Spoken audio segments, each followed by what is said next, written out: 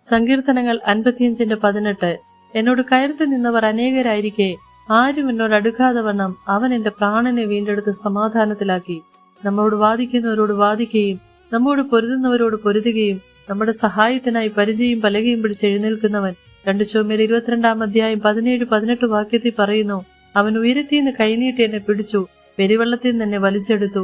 ബലമുള്ള ശത്രുവിന്റെ കയ്യിൽ നിന്നും എന്നെ പകച്ചവരുടെ പക്കൽ നിന്നും എന്നെ വിടുവിച്ചു. അവർ എന്നിലും ബലമേറിയവരായിരുന്നു.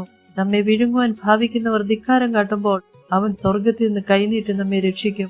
ഏതെങ്കിലും പ്രതിസന്ധികളോ നിന്ദകളോ പരിഹാസങ്ങളോ ദോഷങ്ങളോ നമുക്കെതിരായി വരുമ്പോൾ അതിന്റെ മധ്യത്തിൽ മിണ്ടാതെ ഇരുന്ന് ദൈവത്തിൽ ആശ്രയിക്കുക. യഹോവ നമ്മൾക്ക് വേണ്ടി യുദ്ധം ചെയ്യും. മൊർദെഖായിക്കെതിരെ ഹാമാൻ കഴുകുമരം ഒരുക്കിയതായി എസ്തേറിന്റെ പുസ്തകത്തിൽ വായിക്കുന്നു. അതേ കഴുകുമരത്തിൽ ഹാമാനെ തൂക്കുവാനിടയായി. ആസ തന്റെ ദൈവമായ യഹോവയെ വിളിച്ചുപേക്ഷിച്ചു, യഹോവേ, ബലവാനും ബലഹീനും തമ്മിൽ കാര്യമുണ്ടായാൽ സഹായിപ്പാൻ നീയല്ലാതെ മറ്റാരുമില്ല. ഞങ്ങളുടെ ദൈവമായ യഹോവേ, ഞങ്ങളെ സഹായിക്കണമെന്ന്. ബലഹീനരായ നമ്മെ സഹായിക്കാൻ നമ്മുടെ ദൈവമുണ്ട്. ശത്രുവിന്റെ ഉപദ്രവ ഹേതുവായി ദുഃഖിച്ച് നടക്കുവാനോ ശത്രു തോൽപ്പിച്ചു കളഞ്ഞെന്ന് പറയുവാനോ ദൈവം ഒരിക്കലും ഇടയാക്കുകയില്ല. ആയതിനാൽ നമുക്ക് ഓരോരുത്തർക്കും നമ്മുടെ ദൈവത്തിൽ ആശ്രയിക്കാം. ദൈവം നമ്മളെ ഏവരെയും സഹായിക്കുമാറാകട്ടെ. ആമേൻ.